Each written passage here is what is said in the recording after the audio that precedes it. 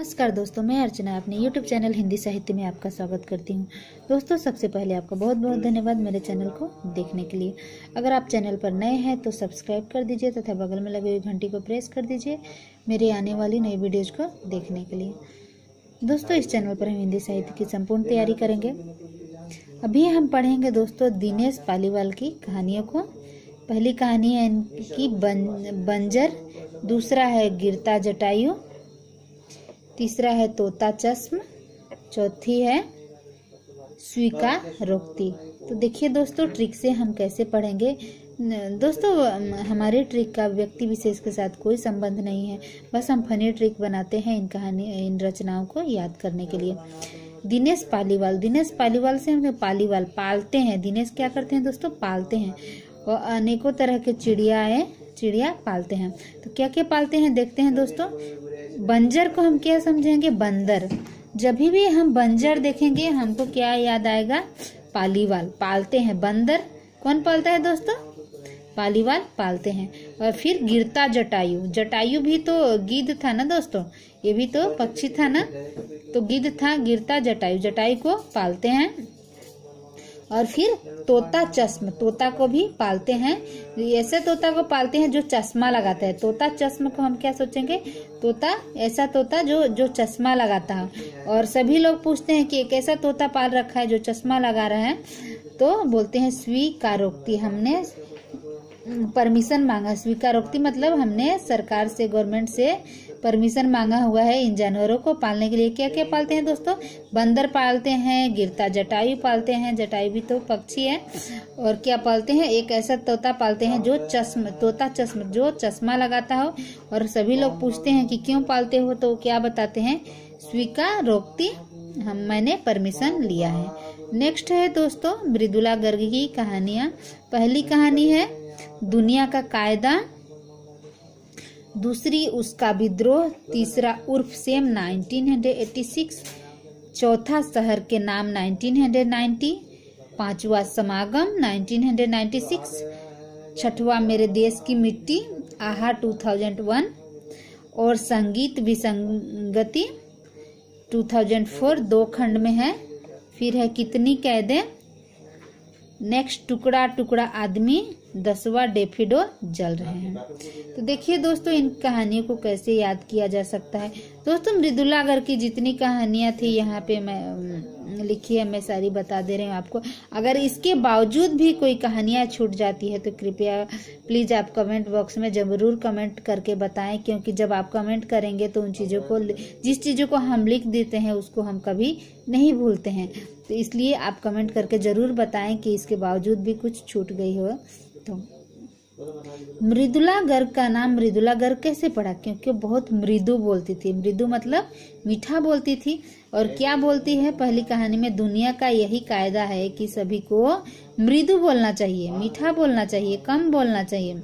लेकिन आजकल के जमाने में तो ऐसा होता नहीं है कि अच्छाई के, सभी कहते हैं कि अच्छाई का जमाना नहीं रहा। तो क्या होता है, उनकी अच्छाई का, जो उनके मृदु, जो उनकी बोली है उसका विद्रोह होता है। क्या होता है दोस्तों? उसका विद्रोह। फिर क्या होता है? उर्फ सेम। उर्फ सेम, सेम का मतलब होता है शर्म लगना। इंग्लिश में क्या होता है दोस्तों? शर्म लगना। अगर कोई अच्छा काम करने से सभी लोग उसका विद्रोह करे तो उसका तो सेम होना चाहिए ना। ऐसी बातों पर तो शर्म आनी चाहिए। उर्फ सेम, शर्म आनी चाहिए कि कोई अच्छाई कर रहा है और सभी लोग उसका विरोध कर रहे हैं। और कहाँ कहाँ उनका विरोध होता है दोस्तों? शहर के नाम पर। शहर के नाम पर उनका विरोध होता है। तो अगर ऐसा होगा तो गम तो मिलेगा, समागम। मृदुला गर्ग को गम तो होगा ना, समागम से हम क्या लेंगे? गम। मृदुला गर्ग को बहुत गम हो रहा है और वो क्या बोलती है? मेरे देश की मिट्टी आहा, कि हमारे देश की मिट्टी कैसी है कि जहाँ पे मृदु बोलने के लिए भी उसको लोग परेशान करते हैं, उसका विद्रोह करते हैं। वो क्या बोलती है कि मेरे देश की मिट्टी कैसी है कि यहाँ पे मृदु बोलने की सजा यह है कि सभी लोग इसका, मेरे मृदु बोलने का विद्रोह कर रहे हैं।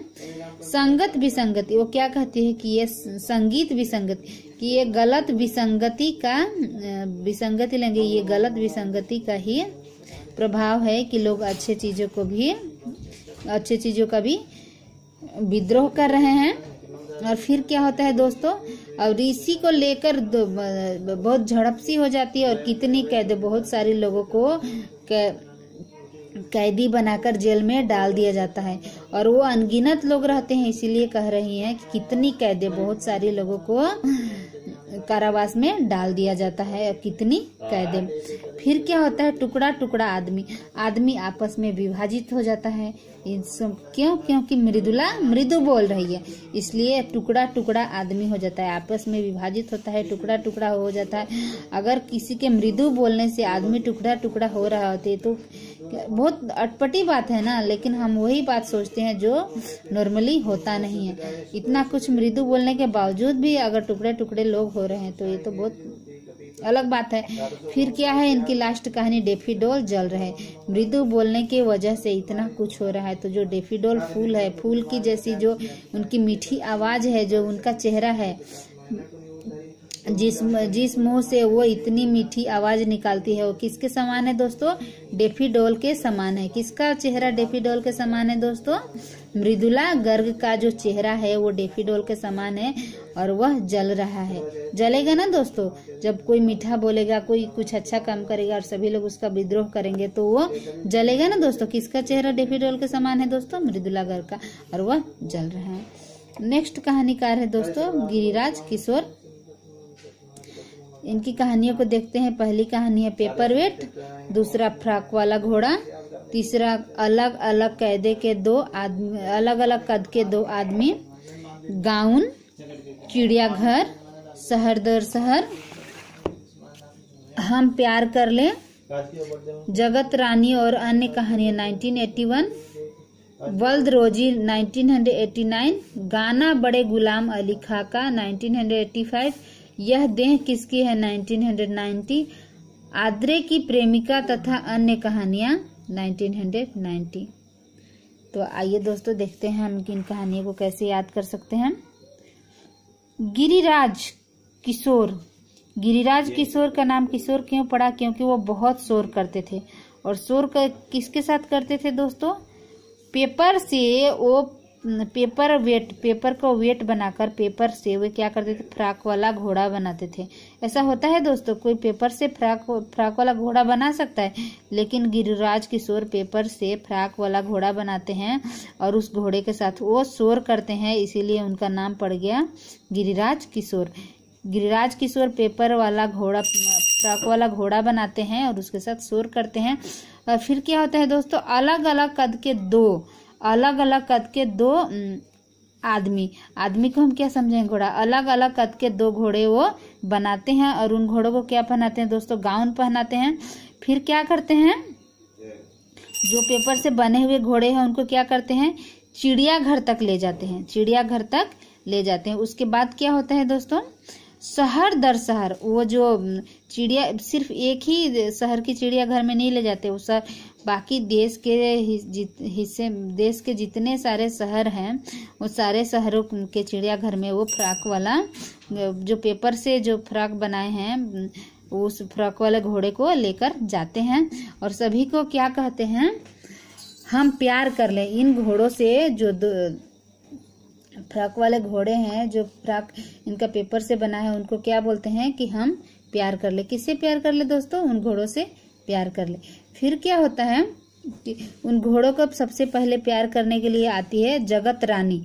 जगत रानी प्यार करने के लिए आती है और क्या लिखती है? वो कहानियां लिखती है। किसके ऊपर दोस्तों? उन जो घोड़े हैं जिनको पेपर से बनाया गया है उनके ऊपर कहानियां लिखती है। और फिर वल्द रोजी, और रोजी नाम की एक लड़की फिर आती है।